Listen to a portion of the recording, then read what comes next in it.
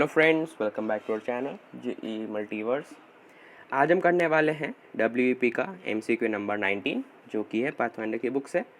तो सबसे पहले क्वेश्चन को पढ़ लेते हैं, और ये मैंने क्वेश्चन इसलिए उठाया क्योंकि इसमें थोड़ा सा अलग कंसेप्ट लगने वाला है जो कि आपको पता होना चाहिए। ठीक है, तो सबसे पहले क्वेश्चन पढ़ लेते हैं कि एक बॉक्स है मास 1 kg का, moving horizontally with a velocity 10 metres per second towards the left. ठीक है, लेफ्ट याद रखना, लेफ्ट जा रहा था।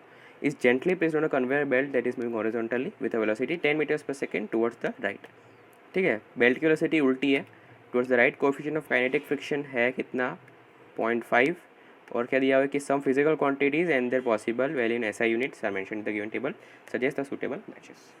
ठीक है, तो सबसे पहले पहला मैच क्या बोला गया कि work of friction on the block with respect to ground, यानी कि ब्लॉक पे जो फ्रिक्शन का वर्क डन होगा वो कौन सा होगा। तो सिचुएशन क्या है इसमें कि कन्वेयर बेल्ट है, एक कन्वेयर बेल्ट था।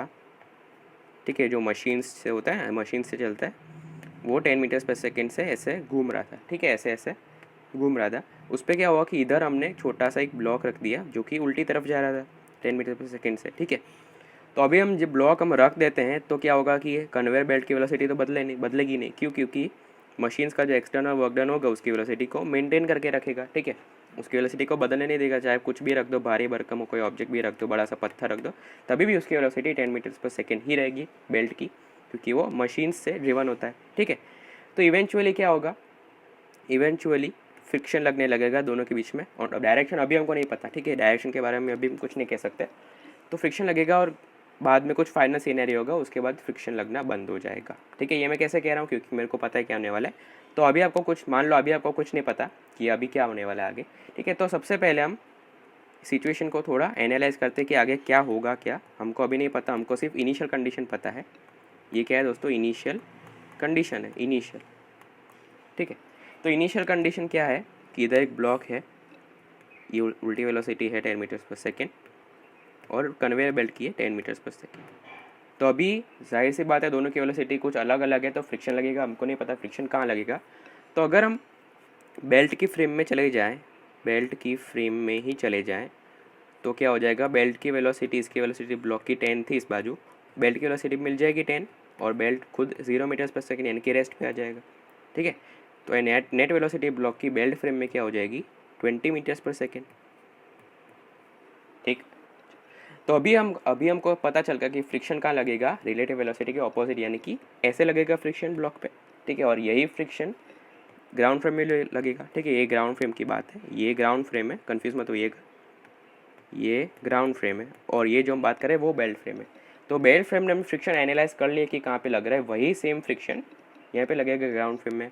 और ग्राउंड फ्रेम मुश्किल था फ्रिक्शन की डायरेक्शन पता लगाना, वही हमको बेल्ट फ्रेम में आसानी से मिल जाएगी। ठीक है, तो फ्रिक्शन इक्वल अपोजिट डायरेक्शन में लगता है तो ऐसे लगेगा, और ग्राउंड फ्रेम में भी फ्रिक्शन लग रहा होगा, पर इस फ्रिक्शन का ये जो फ्रिक्शन है वो इसकी वेलोसिटी कम या ज़्यादा नहीं करेगा बेल्ट की। क्यों? क्योंकि अभी मैंने बताया कि क्यों नहीं करेगा, क्योंकि यहाँ पे मशीन से ड्रिवन होते हैं, मशीन्स एक्सटर्नल वर्क डन लगा के वेलोसिटी हमेशा मेंटेन रखेंगे। ठीक, तो अभी सिनेरियो है कि अभी आगे होगा क्या। तो अभी हम बेल्ट फ्रेम को अभी भूल जाओ थोड़ी देर के, अभी सिर्फ इसको देखो ग्राउंड फ्रेम को।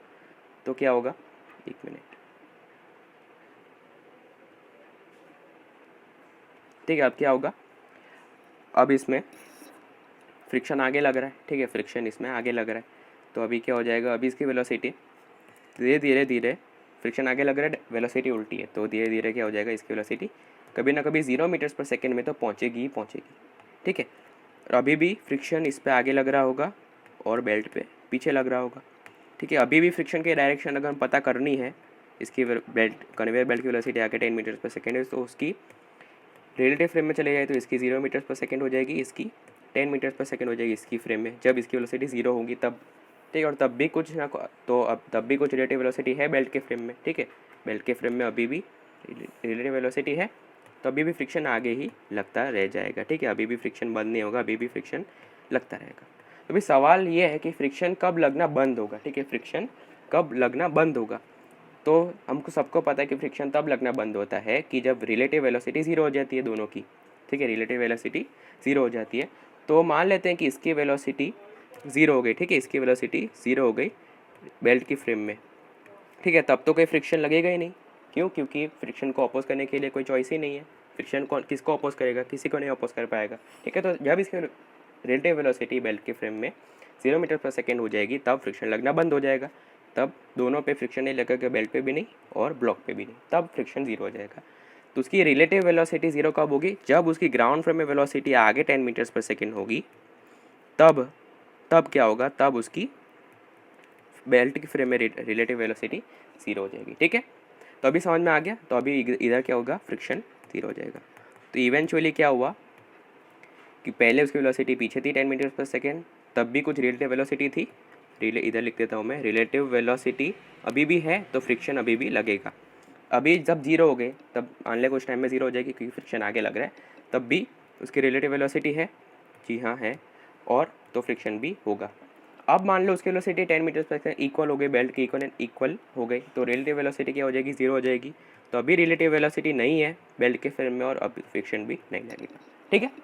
तो ये सिनेरियो होता है कि बेल्ट की फ्रेम में क्या हो रहा है। बेल्ट की फ्रेम में हम फ्रिक्शन का डायरेक्शन पता करते हैं और वही ग्राउंड फ्रेम में एनालाइज करते हैं। तो ये इनिशियल सिनेरियो है, ये इनिशियल केस है कि पहले 10 मीटर पर सेकेंड पीछे होगा और फाइनली 10 मीटर पर सेकेंड आगे हो जाएगा। तब अब क्या होगा? अभी इनफाइनाइट टाइम तक ऐसे ही 10 मीटर्स पर सेकेंड से आगे चलता जाएगा और फ्रिक्शन नहीं लगेगा और वेलोसिटी कांस्टेंट हो जाएगी, ठीक है।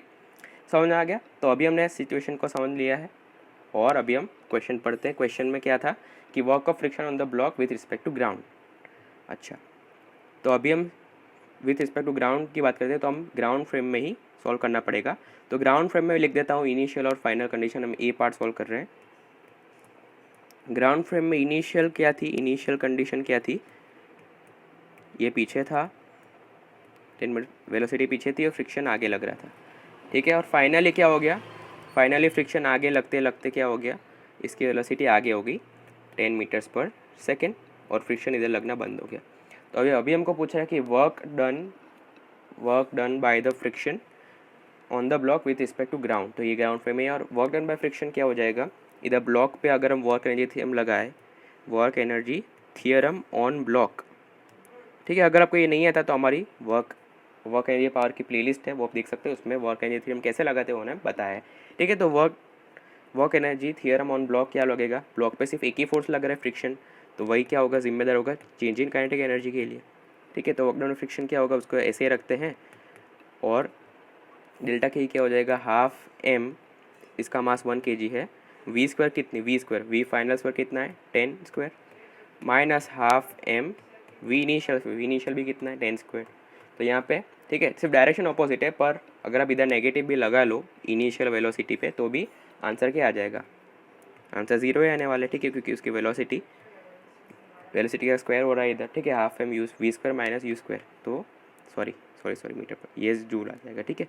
तो वर्क डन फ्रिक्शन, ये work done friction on block in ground frame है, ठीक है। ये क्या है? Work done by friction on block in ground frame में है, ठीक है। ग्राउंड फ्रेम में ब्लॉक पे फ्रिक्शन का कोई भी वर्क डन नहीं होगा क्योंकि उसकी फाइनल वेलोसिटी जो है वो 10 ही है, सिर्फ ऑपोजिट डायरेक्शन में। तो इसका मैच कौन सा हो जाएगा? इसका ऐसे मैच हो जाएगा, ठीक है। समझ रहे हैं आप लोग? सेकेंड क्वेश्चन पढ़ लेते हैं कि work done of friction on the block with respect to belt.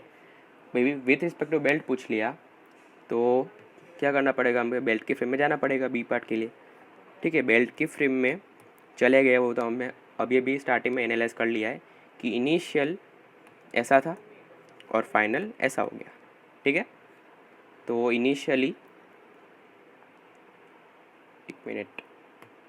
Belt frame में BF में, यानी कि belt frame 20 metres per second पीछे थी और ऐसा थी, और बाद में फाइनली क्या हो जाएगा? 0 मीटर्स पर सेकेंड हो जाएगी और बेल्ट तो रेस्ट पे ही था हमेशा, बेल्ट फ्रेम में तो बेल्ट रेस्ट पे ही होगा ना, और इधर फ्रिक्शन अभी भी इधर आगे लग रहा था, ठीक है। अच्छा, तो अभी हम निकालना है कि work done by friction. Belt frame में भी अभी भी एक ही फोर्स लग रहा है, वर्क फ्रिक्शन लग रहा है, तो वर्क डन फ्रिक्शन किसके लिए जिम्मेदार होगा? डेल्टा के लिए, ठीक है। अभी हम बेल्ट फ्रेम में लिख रहे हैं तो इसमें थोड़ा सा चेंज हो जाएगा कि वर्क डन बाय फ्रिक्शन जो आ जाएगा डेल्टा के ई, यानी कि क्या आ जाएगा? Half M V square, V final square 0 है और इनिशियल स्क्वायर 20 है। तो work done by friction belt frame में कितना आ जाएगा? -400 जूल, ठीक है। सॉरी -200 आ जाएगा, सॉरी हाफ भी है, और इसका मास 1 kg है। तो ये क्या है, ये है work done by friction on the block in belt frame BF। तो इसमें इसका कौन सा मैच आ जाएगा, work done by work of friction on the block with respect to belt, यानी कि बेल्ट फ्रेम में इसका वर्क कितना हो गया 200। अभी हमको पूछा है कि work of friction on the belt with respect to ground. ठीक है, ये थोड़ा अच्छा क्वेश्चन है कि friction work done by friction क्या होगा विथ रिस्पेक्ट टू ग्राउंड, वो भी बेल्ट पे। तो स्टार्टिंग में मैंने बताया कि इधर बेल्ट पे भी फ्रिक्शन इधर लग रहा होगा, पर मैंने क्या बोला था कि उसकी वेलोसिटी चेंज नहीं होगी, 10 मीटर पर सेकेंड ही रहेगी, क्योंकि मशीन्स एक्सटर्नल वर्क डन करके उसकी वेलोसिटी कांस्टेंट ही रखेंगे।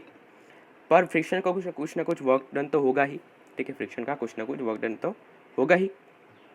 तो वो अभी हम ग्राउंड फ्रेम में कैसे निकालें। तो अगर आपको इक्वेशन लिखना है तो बेल्ट को सिर्फ देखते हुए ग्राउंड फ्रेम में अगर आप लिखोगे, बेल्ट की वेलोसिटी इधर थी 10 मीटर्स पर सेकेंड इनिशियली, और फाइनल भी इधर कितनी है 10 मीटर्स पर सेकेंड ही है, जब भी ब्लॉक की कुछ भी वेलोसिटी हो। तो इधर फ्रिक्शन लग रहा होगा पीछे ब्लॉक पे। ठीक है, तो अगर हम और इसमें एक्सटर्नल वर्क डन भी लग रहा होगा, तो अगर हम लिखेंगे वर्क एनर्जी थ्योरम, तो क्या होगा कि work done by external plus work done by friction is equal to delta K E. और डेल्टा की ई तो क्या हो गया, 0 हो गया, क्योंकि इसकी वेलोसिटी सेम ही है। इससे आगे कि work done by external is equal to work done by friction minus work done by friction. पर इससे आगे हम कुछ भी कर नहीं पाएंगे, क्योंकि हमें एक्सटर्नल नहीं पता, work done by friction on belt भी नहीं पता। ठीक है, तो अभी हम क्या करें। तो एक चीज़ हम कर सकते हैं कि मान लेते हैं वर्क डन बाय ये जो है इसको हम x मान लेते हैं। ठीक है, इसको हम क्या मान लेते हैं दोस्तों, x मान लेते हो। तो हमने क्या माना कि work done by friction on belt in ground frame को हमने मान लिया x, जो ही हमको फाइंड करना है। ठीक है, अच्छा अभी मैंने इधर और एक चीज़ लिखी कि बेल्ट फ्रेम में क्या बोला कि बेल्ट फ्रेम में फ्रिक्शन ब्लॉक पे फ्रिक्शन का वर्क डन -200 जूल हमने निकाल लिया रिलेटिव जगह के। क्या मैं इधर ये बोल सकता हूँ, इधर बेल्ट फ्रेम में ये बोल सकता हूँ कि बेल्ट फ्रेम में चले जाते एक बार, एक और बार हम बेल्ट फ्रेम में चले जाते हैं। बेल्ट फ्रेम में क्या होगा कि बेल्ट की velocity 0 metres per second initially भी, और बेल्ट की velocity 0 metres per second finally भी। ठीक है, अब बेल्ट फ्रेम में क्या हो जाएगा कि बेल्ट फ्रेम में एक्सटर्नल वर्क डन नहीं लगेगा, क्योंकि मशीन तो बंद हो गए ना। बेल्ट फ्रेम में क्या होगा, उसकी वेलोसिटी, बेल्ट फ्रेम में जो भी वेलोसिटी थी हमने ब्लॉक को दे दी, यानी कि मशीन का अभी कोई वर्क डन नहीं होगा। तो हम क्या लिख पाएंगे कि work done by friction is equal to delta K E, और ये तो 0 ही होगा, क्योंकि इनिशियल भी 0 फाइनल भी 0। तो अभी इस पर कोई मशीन का एक्सटर्नल वर्क डन मत लगा देना, क्योंकि हम बेल्ट की फ्रेम में घुस गए, अभी बेल्ट बंद हो गया है, रेस्ट पे आ चुका है बेल्ट, ऐसा मान ले। तो वर्क डन ऑफ फ्रिक्शन इधर आ गया 0। पर ये वर्क डन बाय फ्रिक्शन कौन सा फ्रिक्शन है, कौन सा वर्क डन है, तो ये है work done by friction on belt in belt frame. ठीक है, बेल्ट पे ही बेल्ट फ्रेम में फ्रिक्शन का वर्क डन क्या हो जाएगा, 0 हो जाएगा। तो अभी हमारे पास टोटल 4 आ गए हैं, 4 possible work done of friction आ गए।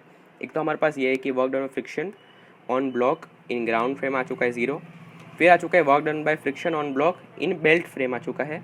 फिर हमको ये नहीं पता कि work done by friction on belt in ground frame हमको नहीं पता है क्या होगा, ये हमको फाइंड करना है। और हमारे पास एक और चीज़ है कि work done by friction on belt in belt frame, तो 0 ही होगा, ऑब्वियसली कॉमन सेंस की बात है। तो हमारे पास टोटल 4 वर्क डन आ गए हैं बेल्ट और ब्लॉक पे, दो फ्रेम में। ठीक है, तो अभी हम एक चीज़ हम बोल सकते हैं कॉन्फिडेंस से कि work done by friction in ground frame जो होगा वही वर्क डन बाय फ्रिक्शन क्या होगा बेल्ट फ्रेम में। ठीक है, ये सबसे इंपॉर्टेंट चीज़ है पूरे क्वेश्चन में, और ये इंपॉर्टेंट मोमेंट है पूरे वीडियो में, कि ये जो होता है हमेशा ट्रू होता है। कोई भी क्वेश्चन उठा के ले लो कि work done by friction is same या तो इक्वल इन ऑल फ्रेम्स। ठीक है, इन ऑल फ्रेम्स। अभी मैं एकदम धीरे धीरे जा रहा था, अभी क्वेश्चन आपको लग रहा होगा कि हम क्वेश्चन पे कहाँ पर, अभी तो सिर्फ 2 ही सॉल्व हुए। ठीक है, तो ये सबसे इंपॉर्टेंट है कि अभी थोड़ी पेस पिकअप होगी क्वेश्चन में कि work done by friction in ground frame is equal to work done by friction in belt frame. या तो ऐसा कोई भी और भी किसी फ्रेम हो, और भी किसी कोई आदमी हो उसकी फ्रेम में चले जाए, पर वर्क डन बाय फ्रिक्शन क्या होगा, हमेशा सेम रहेगा इन ऑल फ्रेम। इक्वल का स्पेलिंग गलत लिख दिया मैंने यहाँ पे। ठीक है, इक्वल, ठीक है, इक्वल इन ऑल फ्रेम्स। ठीक है, तो अभी हम इसको आगे कैसे सिंप्लीफाई करें कि वर्क डन बाय फ्रिक्शन, दो चीज़ों पे लग रहा है कि work done by friction in block on block in ground frame plus work done by friction on belt in ground frame में दो ही फ्रिक्शन के वर्क डन होंगे is equal to work done by friction on block in belt frame plus work done by friction in belt on belt in belt frame. ठीक है, ये चीज़ आपको समझ में आ चुकी तो क्वेश्चन सॉल्व हो जाएगा। तो work done by friction on block in ground frame तो हमारे पास क्या है, ऊपर लिखा हुआ है 0 ही है, और work done bye belt in ground frame तो हमें नहीं पता x, तो इधर क्या आ जाएगा, जब हम सॉल्व करेंगे तो क्या आ जाएगा 0 plus x is equal to work done by friction on block in belt frame. तो बेल्ट फ्रेम में ब्लॉक पे फ्रिक्शन का वर्क डन है -200 जूल्स, तो अभी -200 ही रखता हूँ, plus work done by friction on belt in belt frame तो 0 ही होगा क्योंकि उसमें बेल्ट रुका हुआ है। ठीक है, तो इधर 0 हो गया, तो इधर से ये हमारा x क्या आ गया -200 जूल्स। ठीक है, तो ये अगर आपको चीज़ समझ में आ गई, सबसे इंपॉर्टेंट चीज़ थी ये पूरे क्वेश्चन में, बाकी सारे पार्ट तो आसान है, ये सॉल्व होने के बाद तो आपको क्वेश्चन अच्छे से समझ में आ चुका है। ये आपको समझ में आ गया तो क्वेश्चन मान लीजिए सॉल्व हो गया कि बेल्ट वर्क डन फ्रिक्शन सारी फ्रेम इक्वल होता है, और हमने दो भाग में क्या कर लिया, डिवाइड कर लिया इसको बेल्ट और ब्लॉक में, इंडिविजुअल फ्रेम इसमें। ठीक है, तो इसका आंसर क्या आ गया हमारा 200 -200 जूल्स। ठीक है, और माइनस आएगा पर क्वेश्चन में तो मैग्नीट्यूड पूछा है। ठीक है, तो क्या होगा इसमें, work done of friction on belt with respect to ground, ये कितना, ये भी कितना आ जाएगा 200। ठीक है, समझ में आ गया। अभी हमको पूछा है कि distance led by the block on the belt with respect to belt. ठीक है, बेल्ट के रिस्पेक्ट में ब्लॉक कितना चला। ठीक है, तो हमें इधर ही आ जाते हैं सीधे कि बेल्ट के, मैंने बोला कि वर्क डन फ्रिक्शन को वर्क डन बाय फ्रिक्शन ही रखो, आगे कुछ नहीं किया। तो इसमें हम एक और चीज़ कर सकते हैं कि बेल्ट के फ्रेम में पहले 20 थी पीछे, फिर 0 हो गई, स्टॉप हो गया। ठीक है, तो हम अगर वर्क डन बाय फ्रिक्शन इधर और एक चीज़ लिख सकते हैं, तो और एक चीज़ लिख सकते हैं, वर्क डन बाय फ्रिक्शन क्या हो जाएगा, इधर कोएफिशिएंट ऑफ फ्रिक्शन म्यू है, कितना है 0.5। ठीक है, तो फ्रिक्शन कितना हो जाएगा -μmg इंटू डिस्टेंस d, मान लीजिए स्लीड हो गया। ठीक है, डिस्टेंस d मान लीजिए ब्लॉक स्लाइड हुआ जब उसकी वेलोसिटी 20 थी, वेलोसिटी 20 थी, आगे आके 0 हो गए, तो वर्क डन फ्रिक्शन कितना हो जाएगा -μmg इंटू डी। तो म्यू कितना है -0.5 हो जाएगा, मास है 1, जी है 10 और डी हमें नहीं पता, पर हमको वर्क डन बाय फ्रिक्शन तो पता है, हमने निकाल दिया है कितना -200। ठीक है, हमने -μmg डी क्यों किया, क्योंकि फ्रिक्शन ऑपोजिट डायरेक्शन में लग रहा है, या तो प्लस कर लो कोई फ़र्क नहीं पड़ता। ठीक है, अच्छा, तो ये हमने कर लिया। ठीक, तो कितना आ जाएगा, इधर से माइनस माइनस कैंसिल हो जाएगा, माइनस क्यों लगा, क्योंकि वेलोसिटी के ऑपोजिट डायरेक्शन में है ना, वैसे भी अगर मैग्नीट्यूड निकालना है तो सिर्फ 200 ही रखो और μmg डी के इक्वल कर दो। तो इधर से क्या आ जाएगा 10 और 10 कैंसिल, तो डी इधर से आ जाएगा 40 मीटर आ जाएगा। ठीक है, बेल्ट की फ्रेम में क्यों एनालाइज किया, क्योंकि क्वेश्चन में पूछा है, क्या पूछा है क्वेश्चन में कि distance led by the block on the belt with respect to belt, यानी कि बेल्ट फ्रेम में। तो इधर से कितना आ जाएगा 40 आ जाएगा।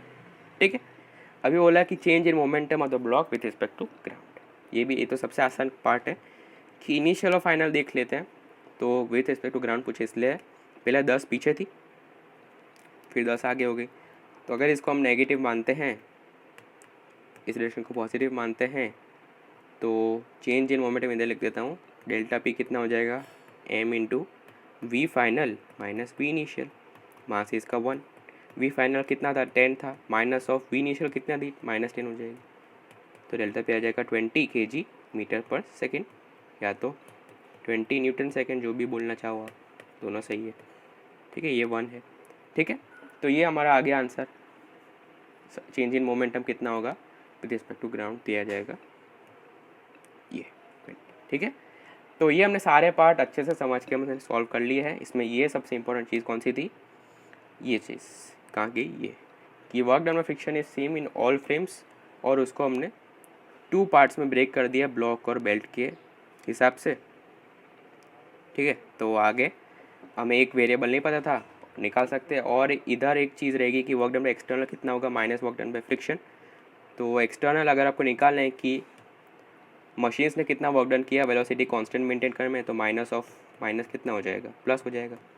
तो मशीन्स ने पॉजिटिव वर्क डन किया वेलोसिटी को मेंटेन करने में। क्यों? क्योंकि मैंने बोला स्टार्टिंग में कि ब्लॉक पे अगर आगे फ्रिक्शन लगता है तो बेल्ट पे भी आके पीछे फ्रिक्शन लगेगा, पर बेल्ट की वेलोसिटी कांस्टेंट ही रहेगी, क्योंकि मशीन्स एक्सटर्नल वर्क डन करके क्या हो जाएगा, कांस्टेंट वेलोसिटी मेंटेन करेंगे। तो अब अगर हमको निकालने कि कितना एक्सटर्नल वर्क डन किया मशीन्स ने ताकि वेलोसिटी सेम रहे, 10 मीटर्स पर सेकेंड ही रहे, चेंज ना हो बेल्ट की, तो वो कितना आ जाएगा, प्लस आ जाएगा इधर, प्लस 200 जूल्स, जो कि हमने इक्वेशन से निकाला।